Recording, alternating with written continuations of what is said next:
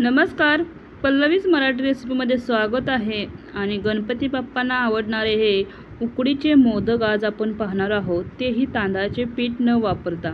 अगदी तुम्ही घरीही झटपट बनवू शकता हे तांदळाचे उकडीचे मोदक। अगदी रेशनचे तांदूळ आपण वापरलेले आहेत आणि रेशनचे तांदूळ वापरून ही अगदी सुवासिक हे मोदक कसे बनवायचे ते पाहणार आहोत।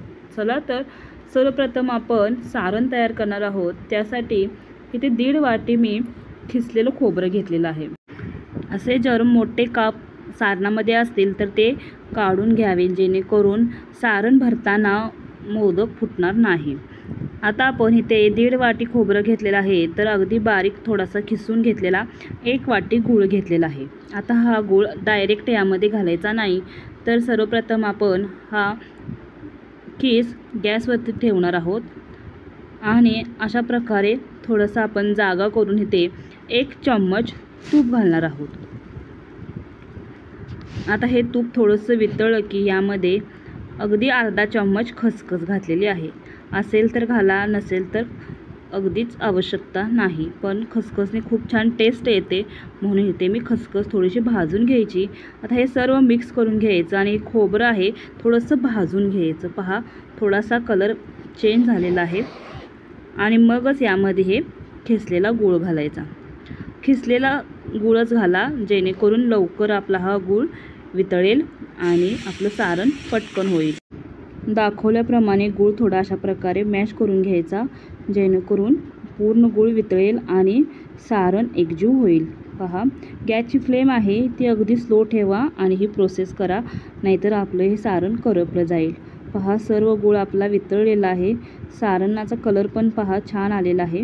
आता इथे आपण अगदी बारीक केलेलं काजू बदाम घातलेले आहेत, त्याचेही काप अगदी बारीक पातळ असू देत, नाहीतर आपला मोदक फुटेल भरताना।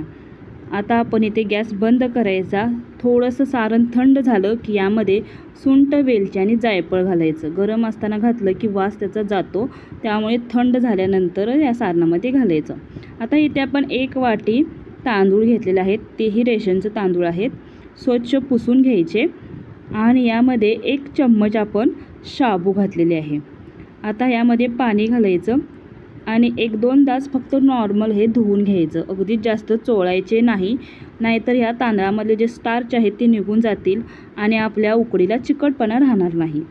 थोडंसं नॉर्मल धुवून घ्यायचे आणि यामध्ये थोडं पाणी घालून एक 15 ते 20 मिनटं झाकून ठेवायचं। वेळ असेल तर अर्धा-पाऊण तास तुम्ही ठेवू शकता, वेळ नसेल तर 20 मिनटं ठेवले तरी चालेल।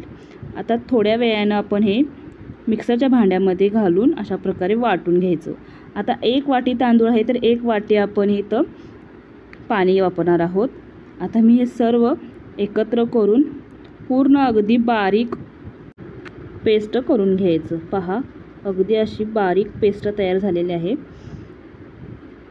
आता यामध्ये आपण यातील थोडंसं पाणी घालणार आहोत आणि हे मिक्स करून घ्यायचं। थोडंसं हे घट्ट आहे मिश्रण, ते थोडंसं पातळ करून घ्यायचं। अशा प्रकारे थोडं पाणी घालून हे मिक्स करून घ्यायचं। आता आपण एक मोठं भांडं घ्यायचं आणि जेवढं आपलं राहिलेलं पाणी आहे ते यामध्ये घालायचं। थोडंसं मीठ आणि थोडीशी साखर घालायची, साखरेमुळे चकाकीपणा येतो मोदकाला, आणि 1 चम्मच तूप घातलेलं आहे। आता इथे रेशनचे तांदूळ आहेत, त्याचा वास येऊ नये म्हणून आपण इथे गवती चहाची पाने घातलेली आहेत। इथे तुम्ही गवती चहा नसेल तर आपली वेलचीची जी फोलपाट असतात तीही जरी घातली तरी चालेल। आता यामध्ये थोडं थोडं अशा प्रकारे हे मिश्रण घालून मिक्स करून घ्यायचं। गॅस आहे तो अगदी स्लो ठेवायचा आणि हे पीठ छान शिजवून घ्यायचं। आता इथे आपण जे आपलं घरातील लाटणं असतं त्याचा वापर करून हे पीठ अशा प्रकारे आपण मिक्स करून घेणार आहोत। आता ओळखायचं कसं आपली उकड आहे ती उकडलेली आहे।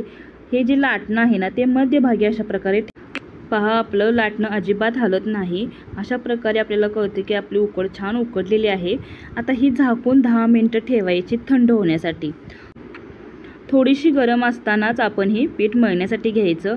आता हे गवती चहाची पाणी टाकली होती ती काढून घ्यायची आणि हे जे उकड आहे ती एका प्लेटमध्ये आपण काढून घ्यायची। आता आपण हिला थोडंसं मळून घ्यायचं। मळताना थोडंसं तूप लावायचं, कारण हे रेशनचे तांदळाची उकड आहे, त्यानं थोडासा वास येण्यासाठी थोडंसं तूप लावायचं आणि ही उकड मळून घ्यायची। पहा आपली जी उकड आहे ती प्लेटला खाली चिकटत आहे, ही एक खूण आहे की आपली उकड छान शिजलेली आहे। पहा अगदी लोण्यासारखा आपला हा गोळा तयार झालेला आहे। उकड छान आपली ही शिजलेली आहे, अगदी परफेक्ट आपली उकड तयार झालेली आहे। पहा आता आपण याचे गोळे करून ठेवणार आहोत। आता पारी तयार करताना थोडंसं हाताला तेल किंवा तूप लावायचं आणि 2 अंगठे आतल्या बाजूला ठेवायचे आणि बोटे आहेत ती बाहेरच्या बाजूला अशा प्रकारे दाखवल्याप्रमाणे पारी वळून घ्यायची। जर तुम्हाला पारी वळता येत नसेल तर तुम्ही लाटूनही घेऊ शकता। अगदी पारी पटकन वळली जाते की समजायचं आपली उकड परफेक्ट झालेली आहे। आता दाखवल्याप्रमाणे आतल्या बाजूला अंगठा ठेवायचा आणि 2 बोटांनी अशा प्रकारे चिमटीने कळ्या पाडून घ्यायच्या। अशा प्रकारे अगदी अलगद ह्या कळ्या पाडून घ्यायच्या। पहा सुरेख अशा आपल्या कळ्या तयार झालेल्या आहेत। आता यामध्ये सारण भरायचं। सारण थोडंसं जास्त भरायचं जेणेकरून मोदक खाण्यास खूप छान लागतात। आता मोदक बंद करताना कळ्या एका बाजूला होत नाहीत, त्यावेळी काय करायचं, दाखवल्याप्रमाणे अशा कळ्या ह्या दुमडून घ्यायच्या।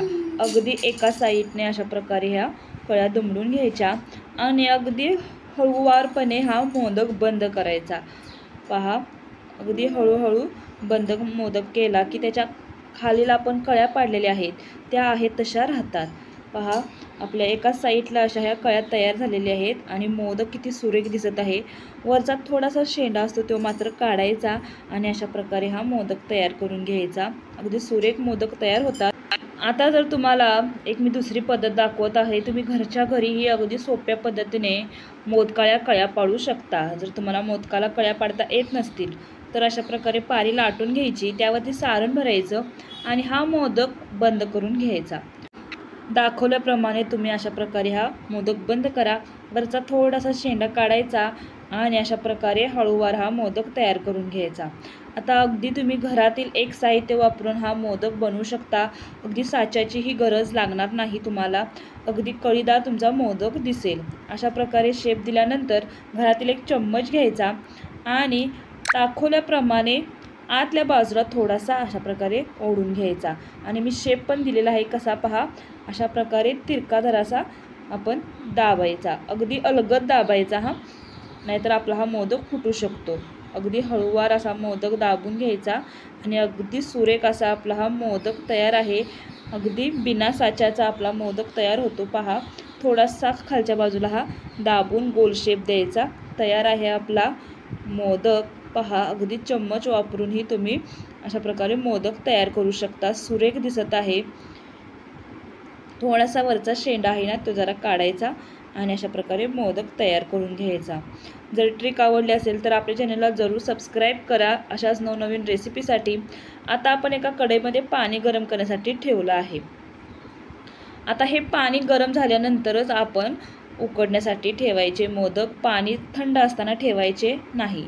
आता यामध्ये तुम्ही केळ्याचं पान ठेवू शकता किंवा अशा प्रकारे सुती कापड एक ठेवायचं, जेणेकरून मोदक खाली आपले लागणार नाहीत, म्हणजे चिकटणार नाहीत।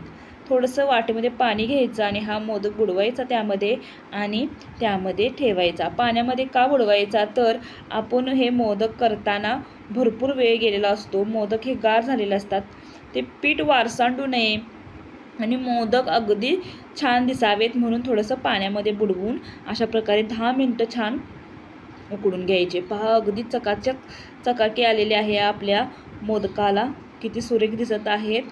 आणि रेसिपी आवडली असेल तर आपल्या चॅनलला जरूर सबस्क्राईब करा अशाच नवनवीन रेसिपीसाठी। बेल आयकॉनला प्रेस करा जेणेकरून माझ्या व्हिडिओची तुम्हाला नोटिफिकेशन येईल आणि व्हिडिओ पाहता येतील। पहा अगदी सुरेख असा आपला हा मोदक तयार आहे। अगदी गरमागरम मोदकावर असं तूप घातलं ना, आहा अगदी कमाल लागतो। जरूर करून पहा आणि रेसिपी आवडली असेल तर जरूर सबस्क्राईब करा अशाच नवनवीन रेसिपीसाठी। धन्यवाद।